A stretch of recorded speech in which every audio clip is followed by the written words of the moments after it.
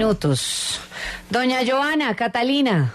Bueno, señora, mucha pausa, pero acá estamos. Mire, ¿se acuerda que hablamos del tema de los hijos esta mañana? Apenas empezamos este programa por unos datos que entregó el Dani.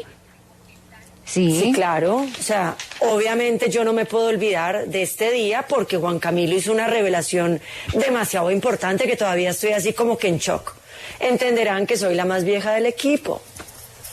Pues mire, hoy vamos a hablar en Mente Sana, en W Fin de Semana, con la psicóloga Ana Toro, porque queremos preguntarle por qué las parejas jóvenes definitivamente no quieren tener hijos. Hay menos nacimientos en nuestro país, pero además no solamente en nuestro país, sino en el mundo.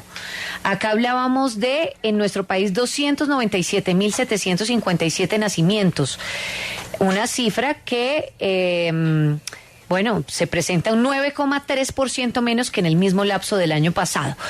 Ana, gracias por estar con nosotros. Hola María Camila, ¿cómo están? Encantada de estar aquí esta mañana. Pues muy bien, extrañándola por acá en estos micrófonos, Ana, queremos preguntarle, ahorita hablábamos justamente con una persona que hace parte de W Fin de Semana, es nuestro productor estrella. Él tiene 25 años y él ya está diciendo, no voy a tener hijos, es más, voy a planearlo y voy a hacer algo para el tema. O sea, ya lo planeó, ya lo decidió y va a hacer algo para el tema. ¿Por qué razón en este momento la gente y la gente joven no quiere tener hijos?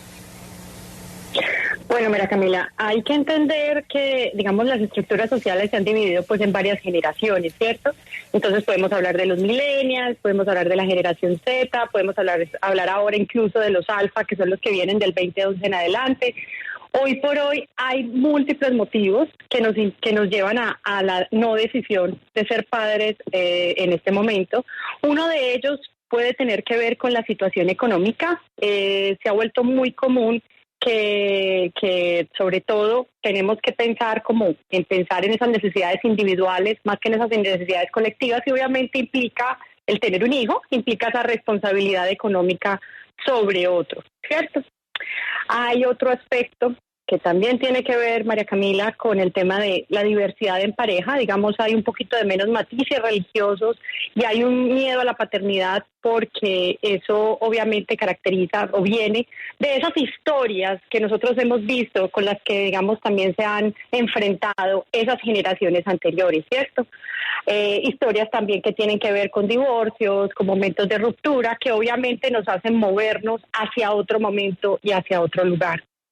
El miedo al compromiso es un aspecto muy común de estas nuevas generaciones y es porque precisamente las relaciones que normalmente se buscan en la modernidad que en este momento se vive, que son esas relaciones líquidas, donde es muy difícil pensar en esa perdurabilidad de las cosas. Y pues obviamente tener un hijo es, como uno dice, para toda la vida, ¿cierto? Entonces, digamos, muchas de las generaciones hoy lo que más consideran es, digamos, ser padres, sí, pero en el lado, digamos, de los animales, o sea, ser padres caninos, por decirlo así, porque obviamente es el ejercicio de la paternidad o la maternidad, pero por un momento específico del tiempo. Pues como lo sabemos, lamentablemente, pues yo adoro los animales, pero sabemos que los perritos y los gatos y bueno, los animales no duran toda la vida. Entonces como que se permite ejercer, entrenar y dar, pero no con ese concepto de perdurabilidad a través del tiempo. Los hijos son para toda la vida, ¿cierto? Entonces, digamos, esos productos culturales también donde muchas veces nos están ofreciendo esa satisfacción individual, donde se trata donde la familia no se considera como ese concepto de meta compartida, consideraría entonces que el tema de los hijos también podría ser como una atadura más, algo que de alguna manera impida, limite, enlentezca como esos procesos de logro individual. Son múltiples factores que nos pueden decir que estas generaciones no están, digamos, enfocadas en ese propósito.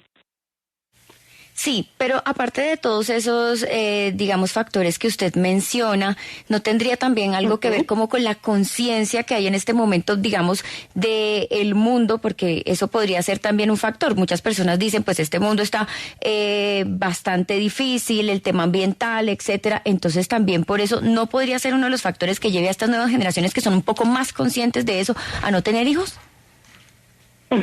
Tienes razón, ese es otro factor que es importante considerar, y es que tenemos una sensibilidad y una conciencia más del medio ambiente, de la alimentación saludable, del cuidado por el entorno, y ese tipo de aspectos obviamente hacen que nosotros nos implica el conocerlo, hacernos más responsables.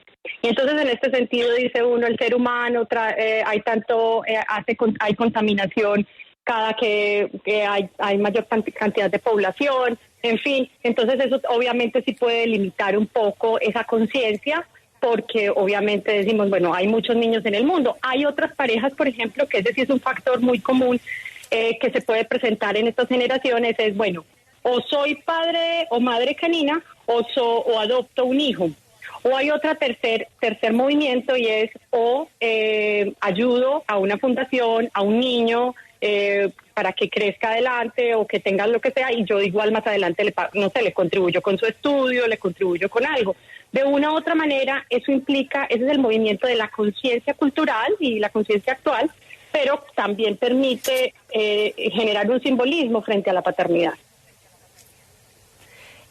Ana, hace un tiempo el Papa Francisco afirmó pues que el preferir mascotas a tener hijos era, pues para él no era considerado como algo humano. ¿Usted no cree que a través de las redes sociales y a través de todas estas afirmaciones que los jóvenes están escuchando hoy en día, esta toma de decisión de no ser padres y preferir, por ejemplo, tener una mascota o simplemente quedarse solo con su pareja o seguir su vida priorizando otras cosas, es como un acto como de rechazo o de rebeldía a esto que están viviendo hoy en día ellos? Yo pienso que tiene más que ver, Catalina, con un movimiento, o sea, como con una situación actual, ¿cierto? Yo no puedo, por ejemplo, Ana no es la misma en el año 50 en el 2020, ¿cierto? Y es porque es que hay muchos fenómenos contemporáneos que de una u otra manera siempre van a incidir en nuestro comportamiento y en nuestra forma de interactuar. Yo no consideraría que es un aspecto de rebeldía, yo sí consideraría que las generaciones van avanzando, las culturas se van diversificando, nuevos conceptos se van creando, y es un proceso más bien de adaptación frente a esas nuevas realidades, ¿cierto? De una u otra manera, con todo el respeto obviamente del concepto del Papa, yo pienso que en el ejercicio de la paternidad se podría entrenar de muchas maneras. Por ejemplo, en el caso puntual, si yo no pudiera tener hijos, a mí me encantaría adoptar. Y eso es un ejercicio de paternidad. Por ejemplo, si yo a través de la profesión también podría ser un ejercicio de paternidad. Aquellas mujeres o hombres que tienen afinidad frente al cuidado de los niños porque son niñeros, porque tienen empatía, porque trabajan en guarderías por vocación, en fin, también es un ejercicio de paternidad. Entonces yo pienso que hay muchas maneras de abarcar esa situación de cuidar a otro, de proteger a otro, de guiar a otro, que obviamente necesariamente no tiene que ser tenerlos de manera biológica. Entonces la invitación, más allá de pensar que es un concepto de pronto como de rebeldía, es un concepto más de entender que esa nueva realidad existe. Nosotros fuimos criados, en la época en la que yo era pequeña, por ejemplo, el internet, por favor, nadie llame porque se cae el internet, ¿cierto? El internet funcionaba por teléfono. Hoy por hoy todos tenemos que estar hiperconectados, y eso es una realidad que obviamente nos mueve en un lugar diferente. Claro. A nosotros nos enseñaron a pensar y a tener paciencia, por ejemplo, con todos los procesos. Hoy por hoy hay una inmediatez. Hay mucho Entonces es más un concepto de adaptación. Ana, esta generación al parecer ya lo tiene muy claro, personas muy jóvenes que toman la decisión de no tener hijos. Pero ¿hay algo que podamos hacer nosotros, o nuestros padres, nuestros abuelos, para que la generación que viene, la que está estudiando ahorita en el colegio, entienda que pues no es todo malo, no es todo negativo tener hijos y que hay algo bastante positivo en eso? Ujú. Yo creo que lo que nosotros siempre tenemos que promover como padres o desde el lugar de la docencia o la educación es tratar de ayudar a que ese individuo que está en crecimiento sea un individuo que se sienta seguro, que se sienta responsable, que se sienta confiado en el poder de sus decisiones. Porque de una u otra manera tratar de incidir o influenciar ese concepto significaría como, por ejemplo, si a mí tengo un hijo y mi hijo a los 12, 13 años me dice que es gay, entonces yo le digo, no, venga, yo lo llevo a un campo para que usted cambie y para que usted no sea gay, ¿me entiendes? O sea, es como que entender esa individualidad, obviamente garantizar y educar bajo esos principios morales, ofrecer una estructura, si yo estoy casada o tengo una pareja y estoy viviendo una estructura familiar, todas esas cosas también probablemente puede que se repliquen, porque el chiquito o la chiquita pues obviamente está aprendiendo y creciendo bajo esos lineamientos, pero también puede que no. Entonces nosotros no podemos desconocer el poder de la individualidad, el poder de que cada uno también tiene esa libertad de decisión y expresión sin hacerle daño a nadie, ¿cierto? Como padres, nuestra labor es liderar, acompañar, brindar respaldo y de una u otra manera apoyar esa libertad sin hacerle daño a nadie. Sí. Si tú quieres ser padre, quieres ser madre, pues obviamente bienvenido. Claro. Ana, pues bien interesante está esto. Fíjese, estamos recibiendo muchos mensajes de oyentes.